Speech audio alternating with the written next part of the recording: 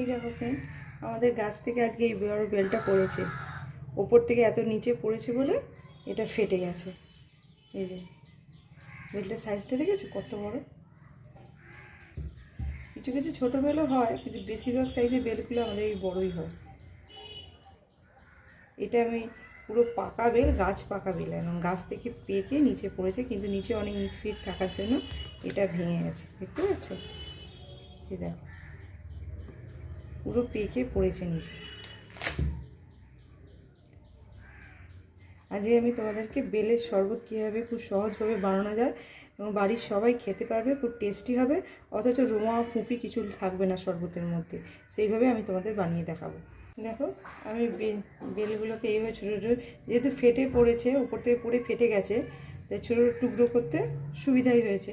না হলে তোমরা ঘরে কোনোভাবে নোড়া দিয়ে হোক, বা স্টিলের যে নোড়াটা, বা পাথর দিয়ে হোক, বা কোনো মাটিতে ইটের ওপর আঘাত করে হোক, তোমরা এইভাবে ছোটো ছোটো করে পিস করে নিতে পারবে। ফাটিয়ে এভাবে জাস্ট এভাবে চাপ দিলে ছোটো করে পিস হয়ে যাবে। দেখতে পাচ্ছি আমি কতগুলো টুকরো করেছি।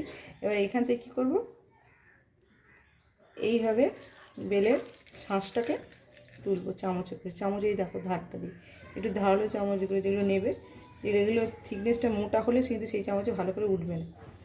ভালো করে আমি দাগটা নেব। এই যে দেখতে পাচ্ছ পুরোটা উঠে চলে এসেছে। আমি বাটির মধ্যে, পরিষ্কার বাটিতে এগুলো জমা করি। দেখো কত সুন্দর একদম পাকা বেলটা একেবারে।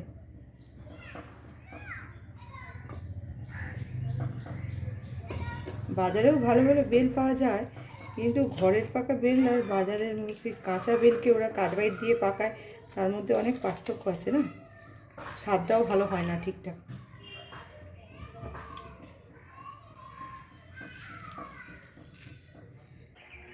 এই দেখো আমার সব পুরো পরিষ্কার করে আমি এগুলো বাদ দিয়ে একদম নিয়ে নিয়েছি। আর এই দেখো শাঁসটা একদম সফট, শাঁস নরম। একটু জল দিয়ে কিছুক্ষণ এটা ভিজিয়ে রেখে দেবো। এক গ্লাসের মতো আমি জল, পুরো এক গ্লাস জল দিয়ে ভিজিয়ে দেবে। দেখো আর একটু জল দিয়ে দেবে, কারণ এটা বড় বেল তো অনেকটা শাঁস আছে, তাহলে অনেক ভালোভাবে ভিজে থাকবে।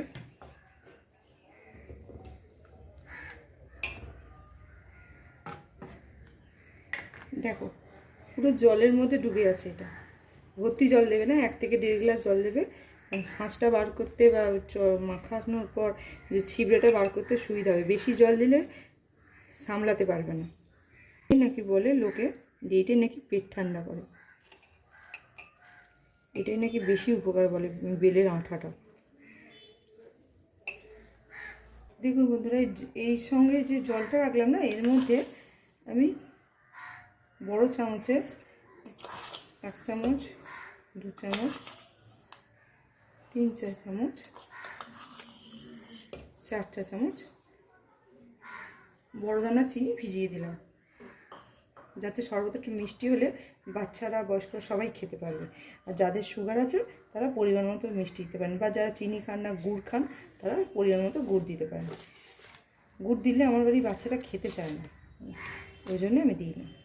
আর এই 1.25 চামচ, মানে 4 ভাগের 3 ভাগ নুন দিয়ে দিলাম, সৈন্ধব লবণ দিলাম। এটা কাঁচা নুন বা সাদা নুন দেবো না।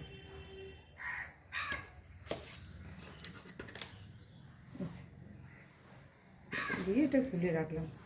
কেন বলুন তো, এই বেলের এটা কতটা নরম হওয়ার সঙ্গে সঙ্গে, এটা যখন নরম হওয়ার সঙ্গে সঙ্গে চিনিটাও গলে যাবে। যেটা রোদটা বার করেছি ফ্রিজ থেকে, 1/2 ঘন্টা রাখার পর ভিজিয়ে রেখেছিলাম। 1/2 ঘন্টা রাখবার দেখতে পাচ্ছ কতটা নরম হয়ে পুরো এরকম এতটাই নরম টাইপ হয়ে গেছে।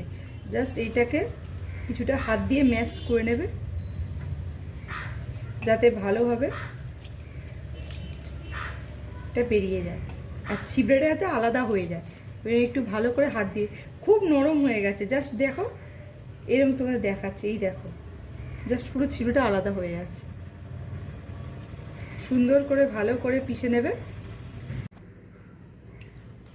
দেখতে পাচ্ছ এইভাবে। এবার আমি আরেকটা আলাদা পরিষ্কার পাত্র নেব, নিয়ে তার মধ্যে এই নেটের ছাঁকনিগুলো নেব, যাতে ভালোভাবে এটা বেরিয়ে যেতে পারে।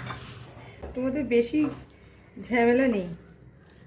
দেখতে পাচ্ছ আলাদা হয়ে যাচ্ছে সব, পাতলা একদম জুসের মতো। এরকম করে করলে কি বাড়ির বাচ্চারাও খেয়ে নিতে পারবে, বা তার সঙ্গে যদি একটু ম্যাঙ্গো কিছু জুস ফুস সিরাপ মিশিয়ে দাও তো বাচ্চারা অনায়াসেই খেয়ে নেবে, ফ্রুটি ভেবে বা তোমার মাজা স্লাইস ভেবে খেয়ে নিতে পারবে। বাচ্চারা তো এসব খেতে পছন্দই করবে না একদম, আর বেল তো পেটের জন্য খুবই উপকারী না ওইসব। দেখো কতটা বেরিয়ে গেছে পরিষ্কার, একটু একটু করে জাস্ট আমি এর মধ্যে দিচ্ছি আর হাত দিয়ে এটা নাড়াচ্ছি, যাতে তোমরা ভালো করে ছেঁকে নিতে পারো। এইটাকে তোমরা ঠান্ডা জল মিশিয়ে শরবত করে খাবে, মানে এর মধ্যে অলরেডি চিনি নুন সব মেশানোই ছিল। বা অনেকে আইসক্রিমের যে বক্সগুলো হয় তার মধ্যেও এটা তো পুরো থিকনেসটা মোটা টাইপের হয়েছে, আইসক্রিমের বক্সের মধ্যে ঢেলেও আইসক্রিম বানিয়ে নিতে পারো, যেটা বাচ্চারা খুব আনন্দের সঙ্গে এটা খাবে। তাহলে বাচ্চা বলো বড় বলো সবাই, মানে যেসব বাচ্চারা খেতে চায় না বা তার মায়েরা চেষ্টা করে বাচ্চাদের খাওয়ানোর জন্য, কারণ এটা তো পেটের জন্য খুব উপকারী, তাই তারা আইসক্রিমের বক্সের মধ্যে ঢেলে দেবেন। ঢেলে দিলে কি এটা পুরো জমে যাবে, জমে গেলে বাচ্চারা আইসক্রিমের মতো করেও খেয়ে নিতে পারবে, আর ওরা খুব আনন্দও পাবে এটা। আমি এর ভিডিও নেক্সট ভিডিওতে নিয়ে আসবো যে কীভাবে এটা দিয়ে আইসক্রিম বানানো যায় আর বাচ্চাদের আনন্দ দেওয়া যায় এইটার সাথে। দেখো এটার মধ্যে জল দিয়ে দিয়েছি, ঠান্ডা জল, বাটিটা ধুয়ে নিয়েছি, এই ধোয়া জলটা এর মধ্যে দিয়ে দিচ্ছি একটু করে, আর একটু করে এটা ম্যাশ করে নিচ্ছি, যাতে এর মধ্যে যেটা লেগে আছে সেটা পরিষ্কার হয়ে নিচের দিকে চলে যেতে পারে।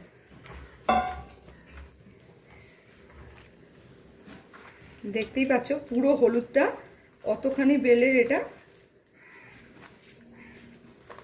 শুধু একটুখানি ছিবড়ে বেরিয়েছে। দেখো শরবত রেডি, এর মধ্যে চিনি নুন সব মেশানো ছিল, জাস্ট গ্লাসে ঢেলে দেবেন।